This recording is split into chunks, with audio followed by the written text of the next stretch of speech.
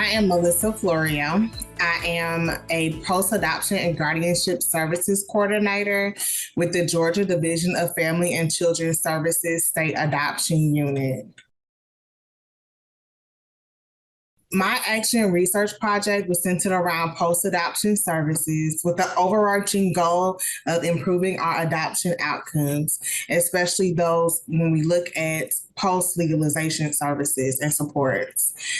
I selected this topic because of the work I do within my unit to help post-adoptive families navigate challenges. These challenges can include locating resources, accessing services, developing an understanding of various systems that they may have to engage with, and really is around supporting families to continue on in their adoption journey. I also manage half of the state's post-adoption contracts. For the plan phase of my ARP, my PICO was if staff are trained to emphasize post-adoption services in a manner that ensures that families are informed of the benefits and through follow-up encouraged to utilize it for more than just crisis intervention, will it improve adoption outcomes and stability? When looking at the literature around post-adoption services, a study by Rolock and others found that it's indicated there's no way to determine which families will need post-adoption services based on pre-legalization assessments and data. Therefore, all families need to be aware of services available.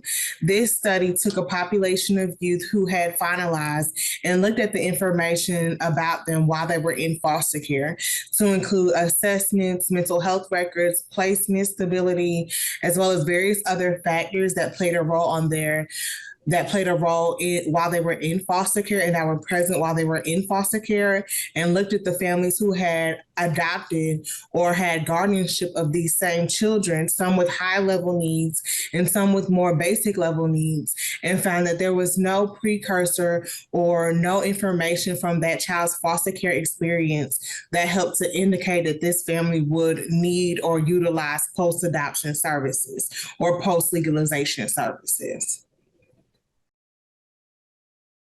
Another study by Zlotnick and Shaw referenced a study by Lebrins and others stating findings suggest that families may benefit from multiple services after permanency to lower the risk of subsequent substantiated maltreatment. What this literature told us was that all families, regardless of their circumstances, could benefit from additional supports to help maintain and stabilize the permanency of a child that is in their care through either adoption or guardianship, as they have experienced foster care.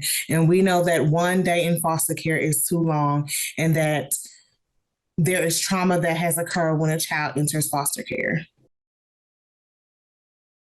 So for the first phase of my action research project, I surveyed staff. And so staff and plan placement families were surveyed to assess their own knowledge of post-adoption services.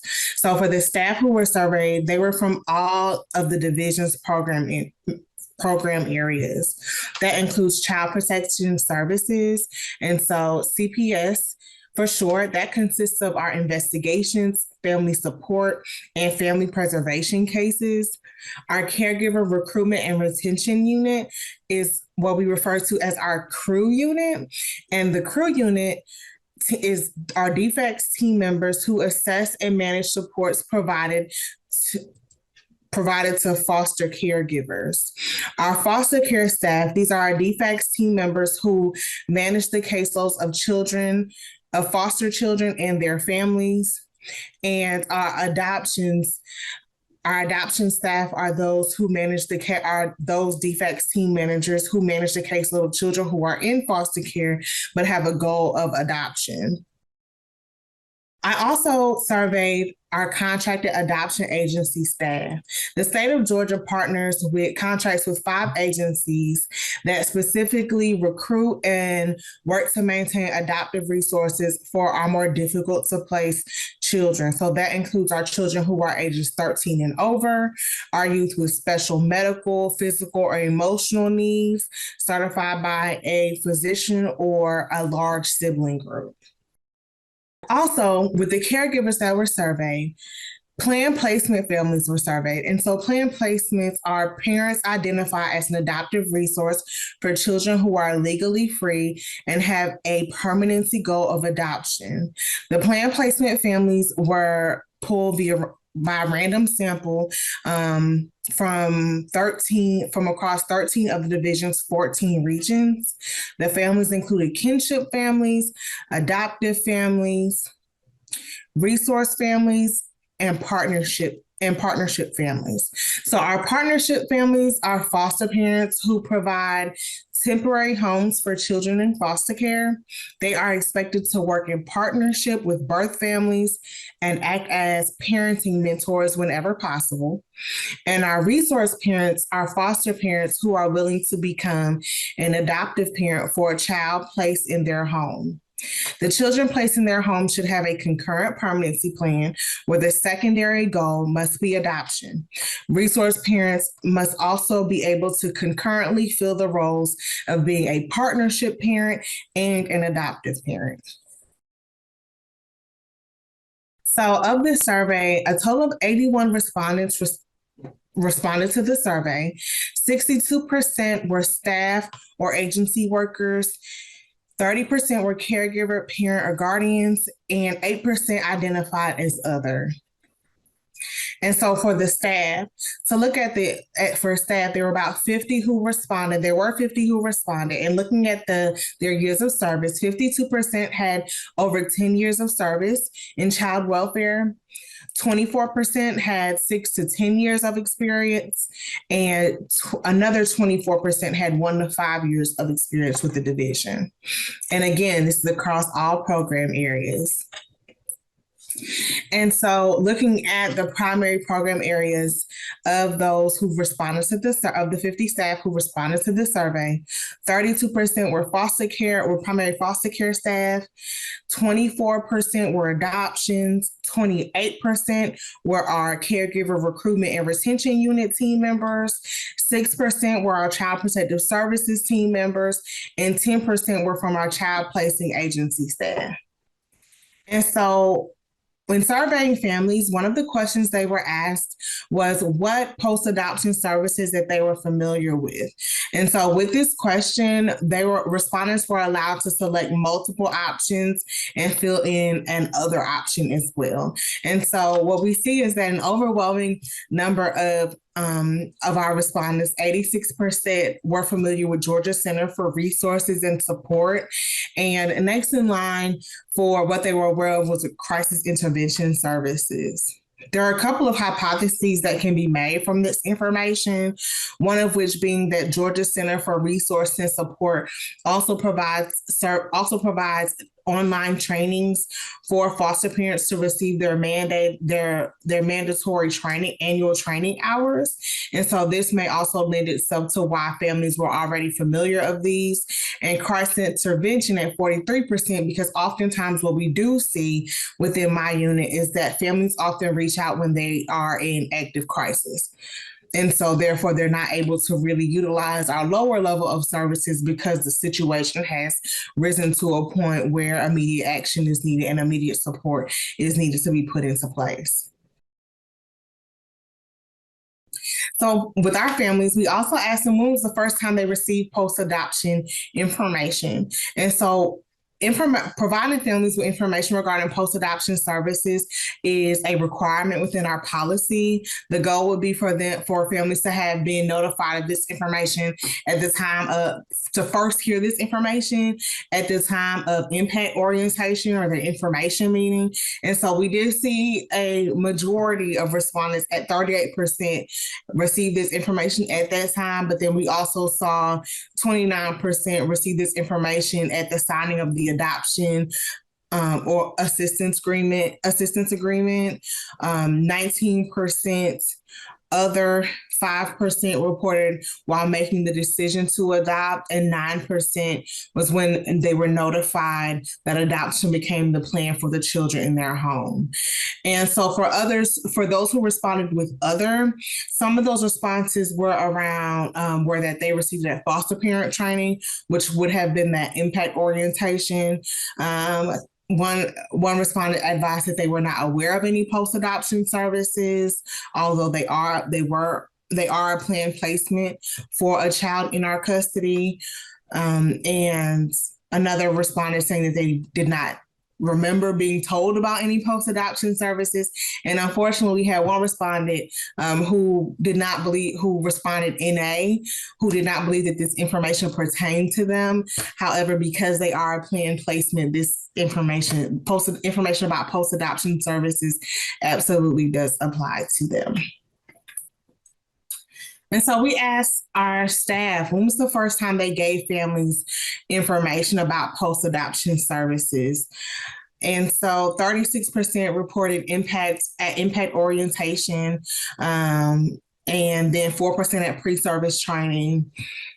We have 12% when they advised families of services when they notify them that adoption became the plan for the child. 22% was when families were making the decision to adopt. 16% was at the signing of the adoption assistance agreement, and 10% responded with other. And so some of those responses were around after adoption completion in order to provide continued supports to families was when our staff were informing families of post-adoption services. Another respondent stated that when they were discussing permanency for the child with the family so they can consider adoption.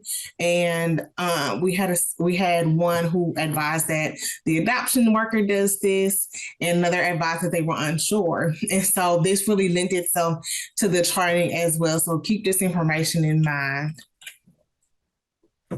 And so we also asked staff if they were to rate a family's response to their explanation of post-adoption services, what would they say they were in terms of just openness to the information, the responsiveness to the information. 46% advised that it was positive.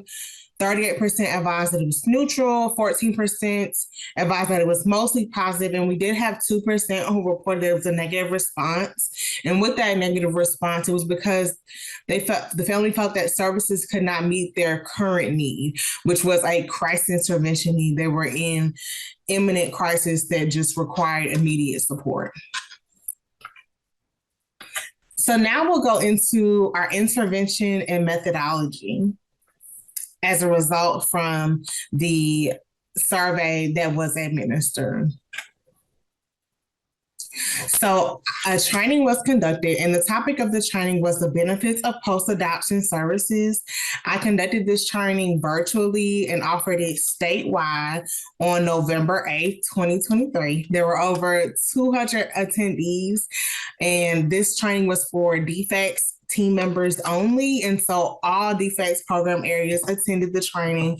So that's our CPS, our crew, our foster care, and our adoption staff.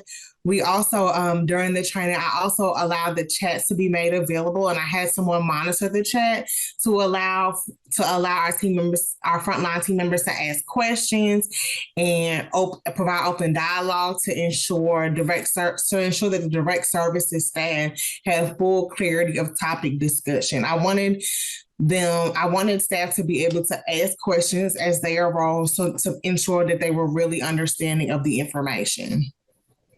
Training subtopics that were discussed during the training were the history of post-adoption services, the division's commitment to providing ongoing support to adopted families, post-adoption services that are currently available, policy requirements and best practices, so when and how to provide families with information.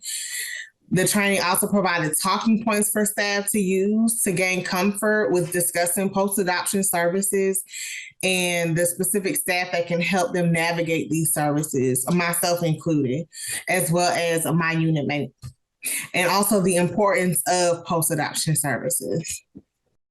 A retrospective survey was conducted at the end of the training, and it was administered via a clickable link and a QR code that were made available at the end of the training. So of the respondents to the training, 94% identified as non-Hispanic and 6% identified as Hispanic. 50% were Black or African American, 41% identified as Caucasian or white, 3% respectively were Hispanic and Latino, unknown, and other. When looking at years of experience in child welfare for those who attended the training, 41% had 11 plus years experience in child welfare. 28% had 6 to 10 years of experience. 6% had 3 to 5 years of experience. 16% had 1 to 2 years of experience, and 9% had less than 1 year of experience. Looking at the primary roles of those who attended the training, 34% identified as other. So those are the state adoption unit staff, post-adoption subsidy staff, field program specialists, other state office team members. 41% were case managers, 19% were supervisors, 3% were unit managers, and 3% were program managers. We looked at the level of awareness, knowledge, ability, or appreciation about post-adoption services before the training. 25% advised they had none, 53% were moderate, and 25% were high. And after the training, we were able to eliminate the none, and we were at 50% each for moderate and high in terms of their level of awareness, knowledge, ability, and appreciation about post-adoption services. In terms of knowledge of how to inform families of the benefits of post-adoption services before the training, 26% reported none, 48% were moderate, and 29% were high. After the training, we were able to again eliminate none, and we're at 45% for moderate and 55% high in terms of now when looking at knowledge of how to inform families of the benefits of post-adoption services. Look at the high level of awareness, knowledge, ability, or appreciation before and after the training on how to encourage families to utilize services for more than just crisis intervention. 31% were reported high before, and after the training, that number increased to 50% that reported high after the training. To what extent did respondents perceive that post-adoption services will improve adoption outcomes and stability? 68% reported to a great extent, 29% reported quite a bit, and 3% reported somewhat. Other response options were also available for not too much and not at all, but no one responded in those ways. Intent to encourage families to use post-adoption services for more than just crisis intervention. To a great extent, the response was 74%, and for quite a bit, 26% responded that way. Other options were also available for somewhat, not too much, and not at all, and we received a 0 response for that. We asked training attendees to share 2 aspects of the training that were most helpful or useful. And so here are some of the responses. G-Cars, I never understood what they did. Now I do. I understand the services that from G-Cars once adoption has finalized for continued care. Very informative PowerPoint, knowing who to contact for questions, clarification of services, overview of post-adoption services and how they can be beneficial in all areas, understanding the 5 different services being offered to families that have or are adopting, additionally gaining survey results to help understand areas of improvement within the department. And most useful, there are more supports and services available for the families after adoption. Some challenges with my action research project were that some portions of the project did not move as quickly as I would have preferred. And so I had to wait for special approvals to implement major components of my project, which sometimes caused a bit of a delay. I would like to note that the Georgia Division of Family and Children Services and my mentor were very supportive throughout this entire process and with helping raise awareness of the training, raise awareness of the survey, and encourage staff to complete the survey. So for next steps, families and staff will need to be continuously trained on post-adoption services to ensure their knowledge and comfort with post-adoption services. And specifically for staff, we know that there can be a high turnover rate. And so with this, some of this information that we have trained staff on may be lost as they leave or go on to different areas of work. And so our goal would be to continuously provide this information, make sure this information is available to our direct services staff so that they can continue to support our families that we work with. MPLD impact. And so with MPLD, I learned how to effectively utilize research to develop strategies that impact the work. And so with that, my unit that I'm in, as I previously stated, is very new. And so with that, we're always looking at ways to better support our direct services staff as well as the post-permanency families that we work with. And so being able to look at the research and identify areas in which we could ask questions to gain more clarity, and then look at that to implement additional work, additional support to make sure that everyone has the tools that they need so that our families and children can be successful has really been great. And so just the whole research portion of it has really been amazing. And MPLD has helped me to grow both professionally and personally.